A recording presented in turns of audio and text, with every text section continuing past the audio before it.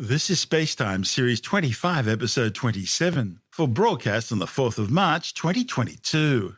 Coming up on Spacetime, Perseverance celebrates its first year on the red planet Mars, how lightning actually starts, and discovery of the largest radio galaxy ever seen. All that and more coming up on Spacetime. Welcome to Spacetime with Stuart Gary.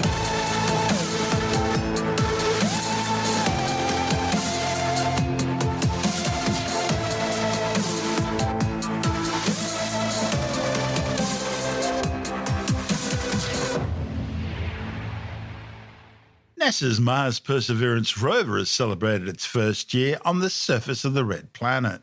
Since landing in Jezero Crater back on February the 18th, 2021, the car-sized six-wheeled mobile laboratory has knocked up an impressive list of firsts in its search for ancient microbial life on Mars.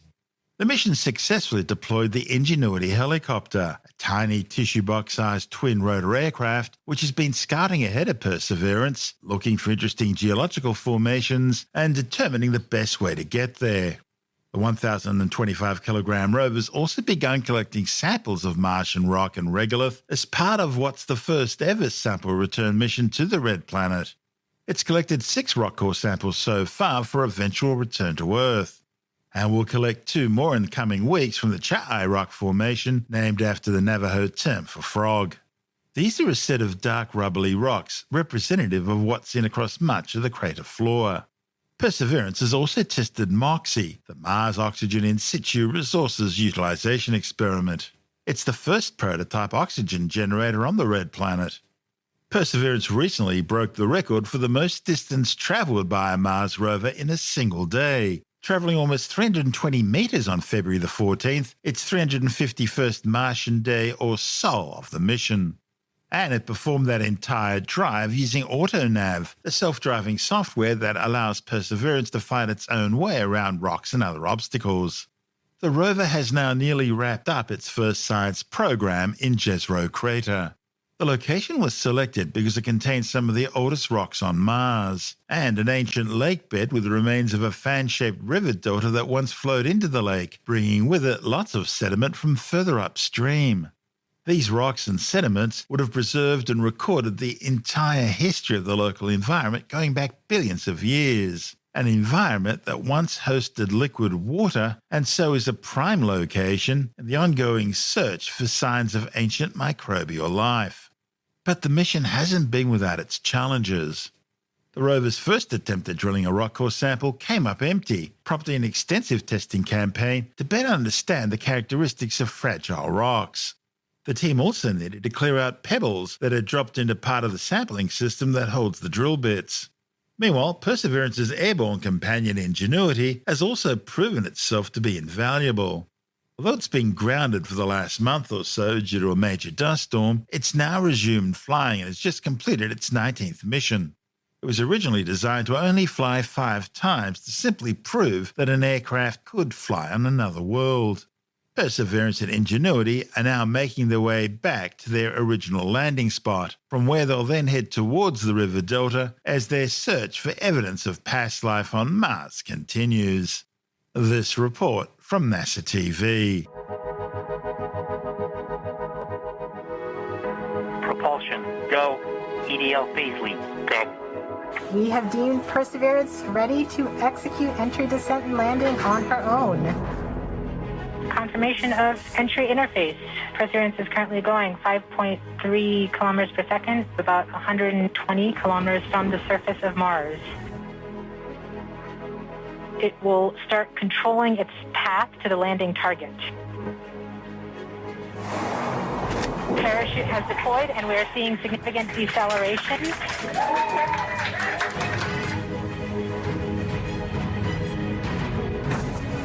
The heat shield has been separated.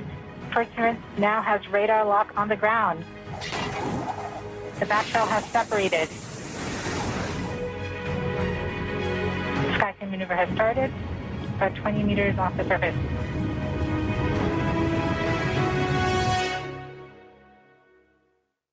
Tango Delta, nominal. Touchdown confirmed. Perseverance safely on the surface of Mars. of past life. We have Dr. Mohan here with me. Of course, you know her from the landing coverage. Hey, Doc, how are you?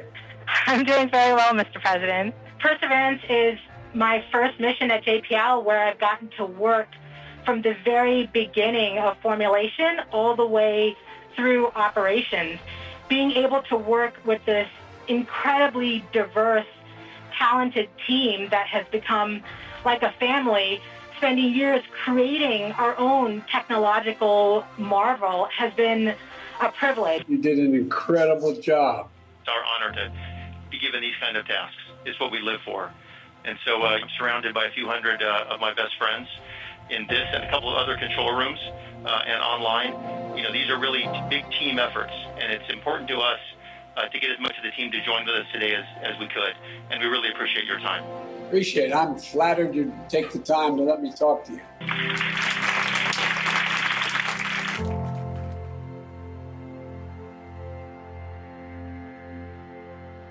This is Space Time. Still to come, how lightning actually starts, and discovery of the largest radio galaxy ever seen. All that and more still to come on Space Time.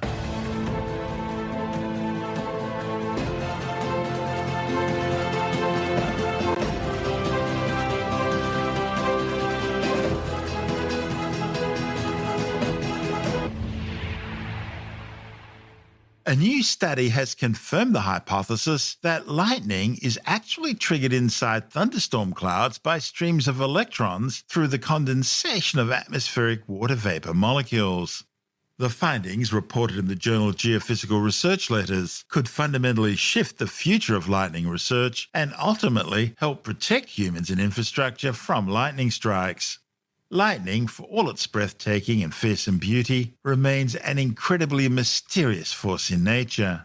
Now researchers at the University of New Hampshire have discovered a key piece of evidence which has eluded scientists ever since the days of Benjamin Franklin's kite experiment, namely how lightning actually begins in a storm cloud. It turns out the clue was contained in data collected in 2018 by a large array of radio telescopes in the Netherlands known as the Low Frequency Array, or LOFAR. These observations allowed scientists to actually see lightning initiation in 3 dimensions on the subatomic scale for the very first time. And this offered an increase in timing precision and accuracy over previous studies, allowing scientists to image lightning in far more detail.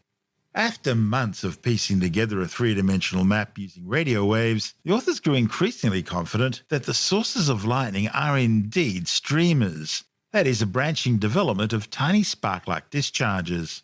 Their finding supports the hydrometeor initiation theory, the idea that lightning is formed on a subatomic level by the condensation of atmospheric water vapor inside rain clouds. Previous research using small radio sensor arrays helped scientists study the electrical breakdown at the start of large lightning events, which generate strong radio signals. But the more powerful LOFAR radio telescopes allowed scientists to obtain details of lightning initiation starting with weak radio events. The 2 major ideas on how lightning began involve either cosmic rays from outer space enhancing the electrical field within clouds, or through subatomic processes that cause electrons within the cloud to form streamers, in other words, filaments of cold plasma. The problem is, it's difficult to actually see inside a storm cloud to find out which theory holds weight. Cameras flown into clouds haven't proven very successful, and so scientists turn to radio telescopes for this research. Of course, the lightning coming out the bottom of a thunderstorm cloud isn't all there is. There are also jets, elves, and sprites, which flash up in brilliant colours above thunderstorm clouds, but are rarely seen from the ground. Apart from occasional reports of strange light seen above thunderstorms by airline pilots, almost nothing was known about these strange events until scientists studying thunderstorms began picking them up in photographs. Jets, which can reach heights of 80 kilometres, may be the tallest lightning on Earth. Sprites are transient vertical column-like plasma structures flashing high into the Earth's atmosphere, often in reddish clusters at altitudes of 50 to 90 kilometres. They're thought to be large-scale electrical discharges triggered by a rare positive lightning that originates in the anvil ahead of a thunderstorm cloud where positive charges tend to accumulate. Positive lightning is about 5 times as powerful and hot as the regular type of lightning normally seen, which is technically known as negative lightning. Positive lightning also lasts about 10 times longer, allowing it to strike many kilometers away from a storm. In fact, this is what led to the famous expression, a bolt out of the blue. Unlike negative lightning, which occurs either inside a thunderstorm cloud or from the base of the cloud to the ground, positive lightning travels outside the cloud, striking the ground directly. Sprites are sometimes preceded by yellow halo emissions, lighting up a millisecond before the sprite, about 70 kilometers above the initiating lightning strike. Sprite halos look like 50-kilometer wide discs, and are thought to be produced by a weaker version of the same ionization process which produces the sprites. Elves are flattened expanding reddish glows of plasma, some 400 kilometers wide but lasting just a millisecond, which have been seen at altitudes of 100 kilometers above thunderstorms. They're thought to be caused by the excitation of nitrogen molecules due to collisions between electrons, energized by lightning from the underlying thunderstorm. Another close relative of sprites are known as blue jets. They're very bright, narrow cones of plasma seen above thunderstorm clouds at elevations of 40 to 50 kilometers. Their colors believed to be caused by blue and near ultraviolet emissions from neutral and ionized molecular nitrogen. Blue jets are also thought to be associated with strong hail activity during thunderstorms. Another closely related phenomena, known as blue starters, are thought to be shorter, brighter versions of blue jets, only reaching 20 kilometers in height.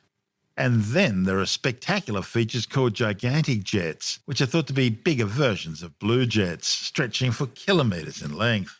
Which all goes to show that it really is a different world above the clouds. This is Space Time. Still to come, discovery of the largest radio galaxy ever seen, and later in the science report, a new study shows that dogs really do grieve for the loss of a friend. All that and more still to come on Space Time.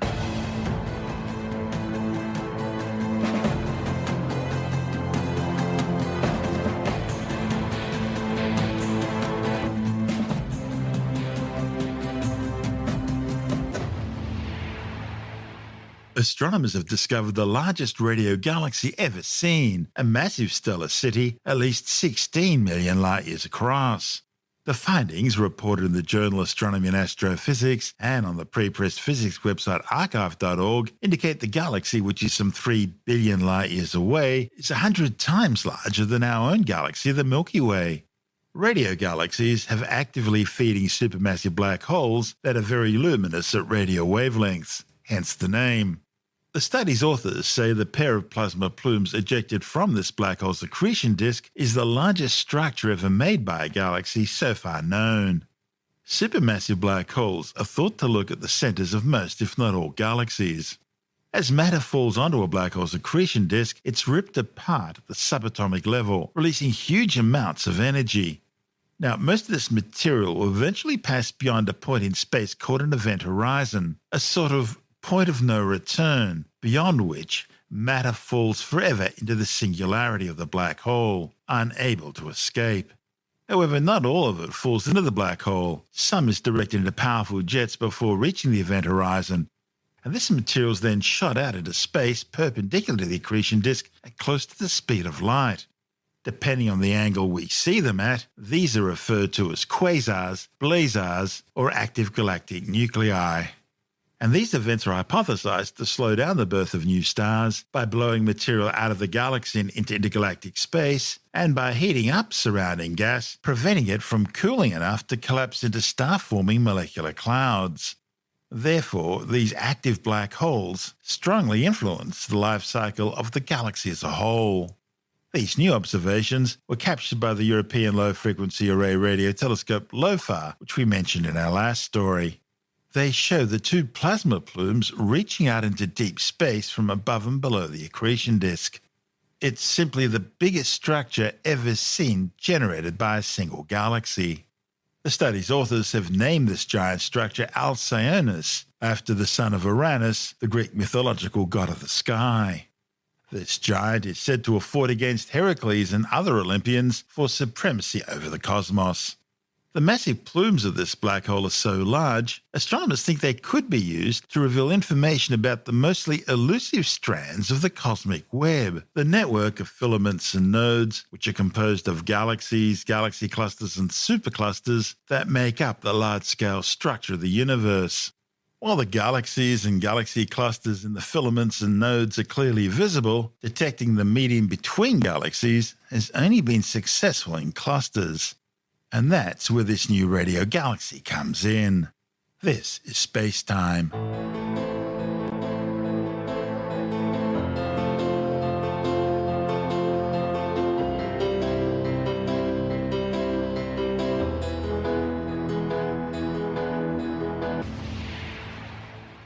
And time now to take another brief look at some of the other stories making news in science this week with the Science Report. A new study warns that COVID-19 infection could significantly increase your risk of heart disease for at least a year after your recovery, even if the infection didn't result in hospitalization. The findings, reported in the journal Nature Medicine, are based on an analysis of a large healthcare data set from the United States. The data shows that people who contracted COVID were significantly more likely to suffer from dysrhythmia, ischemic and non-ischemic heart disease, peritonitis, myocarditis, heart failure, and thromboembolic disease than people who avoided infection. Almost 6 million people have now been killed by the COVID-19 coronavirus since it first escaped from Wuhan, China. However, the World Health Organization says the true death toll is likely to be double that amount, with some 450 million confirmed cases so far globally. Scientists have engineered bacteria to convert industrial pollution, including greenhouse gases like carbon dioxide, into useful chemicals such as acetone and isopropanol. A report in the journal Nature Biotechnology claims the process is already being used in the food industry to make yogurt and beer. But researchers have now shown that this bacteria can be genetically engineered to create chemicals it doesn't normally produce. The processes that manufacture these chemicals usually emit greenhouse gases, but this new method fixes more carbon than it emits. And so the authors believe it's a carbon-negative alternative to current processes. Paleontologists have uncovered fossils from a new species of Spinosauroid dinosaur in Portugal. The 129-million-year-old fish-eating predator named Ibospinus natarioi featured a crocodile-like skull and a spiny sail on its back. A report in the journal PLOS ONE suggested this early Cretaceous period theropod was about 8 meters long and probably waded in water, waiting to ambush fish and other aquatic prey with its crocodile-like jaws. A new study has found that, just like people, dogs will grieve the loss of a close friend. The findings, published in the journal Scientific Reports, showed some 86% of dog owners had witnessed negative changes in a surviving dog once a companion dog passed away. They reported symptoms like increased attention-seeking, less willingness to play, less activity, more time spent sleeping, being more fearful, eating less, and whining or barking more often in the surviving dog. And these changes lasted between 2 and 6 months for most dogs, and even longer for a quarter of all dogs. The authors suggest that these negative behavioral and emotional responses could be due to both a grief-like reaction in response to the loss of their friend and a reaction to the grief of their owners. Now, go hug your dog. A popular article in a Christian magazine has put forward the proposition that religious miracles can be real because they don't violate the laws of nature. The problem is, rather than provide any evidence capable of duplication through scientific method to support the claim, the article instead focuses on attacking a 1748 essay by the philosopher David Hume, which looked at the probability of an event being a miracle. It then cites a number of scientists who believed in the existence of a god or intelligent designer. In the end, the article fails to prove its claim, namely that miracles can be real and don't violate the laws of nature, instead relying on opinions and faith rather than any real scientific facts. Tim Mendham from Australian Skeptics says it's an old argument. There's an interesting article actually put up on one of the Christian sites that basically says that a lot of the scientific objections to miracles, saying that they violate the laws of nature, are not based on science, but actually more on philosophy. This is actually a bit of a straw man argument that's being put forward by this particular article, saying that one of the major proponents of this claim that miracles violate the laws of nature was David Hume, who was a philosopher in the early 1700s. They call him not a scientist, which is true actually, because the whole concept of scientist is a more recent concept of someone who systematically investigates phenomena, etc. And even the word scientist wasn't invented until the mid-1800s. So almost calling that David Hume is the main case maker for this anti-miracle claim, so he's saying it's anti-science, is a bit false. It's creating a straw man to then say that he doesn't represent what science is about. So the article then goes on to talk about violating the laws of nature. And of course, what it comes down to, basically, apart from quoting a lot of old, quote, scientists, close quote, from several hundred years ago, including Isaac Newton, who also believes in astrology, so I don't think that would go down well with the religious people, is that God can actually work outside the laws of nature. So the breaking the laws of nature doesn't apply to what God does. It's an old argument to say that how can this happen? How can God sort of make things happen that are not part and parcel of everyday life or as the laws that we know it? And naturally, like a lot of things, they will drag in all sorts of quantum physics type arguments and that sort of stuff to try and explain how things might work. So you just get these arguments going on about religion versus science, even though most religious people say science works with religion. By and large, it's a problem area. And this particular article, whose argument starts off with David Hume was a philosopher, yes, although in those days that's what all scientists were called, they're sort of natural philosophers and that sort of thing. Yeah, that's right. Natural philosophy was what we would now call science. So using a term like philosophy is misleading. That's the PhD, isn't it? That's right, the Doctor of Philosophy, yes. Yeah. They're providing a lot of quotes from people, but they're not actually providing any evidence. No, the only evidence is that these people were either philosophers. These people think this, yeah. Or that early people working in the sciences or natural philosophy were sort of believed in God. Well, that doesn't make a lot of sense because, most people did, and certainly back in the 1500s and 1600s, that was a pretty common belief, and therefore they tried to manipulate what they saw into a God-oriented world, and that was where you get problems, and suddenly people said, maybe we just dropped the God bit. But this is saying, no, miracles do happen, and because God can work outside the laws, so therefore the laws don't count. Therefore, anyone who criticises miracles on the basis of laws is heading down the wrong track. So it's a false argument starting from a premise that, yes, God exists. That's Tim Mendham from Australian Skeptics.